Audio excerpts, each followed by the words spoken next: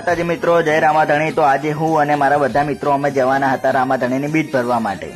ત્યાં અમે બધાએ બનાવી લીધી રીલ્સ અને પછી અમે નીકળી ગયા આગળ। તો આવી ગયું ટોલ ટેક્સ ઉપર અમે ઊભા હતા ફાસ્ટેગનું કાર્ડ લેવા માટે। ફાસ્ટેગનું કાર્ડ લઈને નીકળી ગયા અમે આગળ અને આગળ નીકળીને પછી બેસી ગયા અમે બધા ચા પીવા માટે। ચા પીને અમે નીકળી ગયા અને ત્યાંથી આવી ગયા આપણા ભારત માળા રોડ ઉપર। ભારત માતા રોડ પટાઈને પછી આપણે આવી ગયા સીધા રામદેવરા।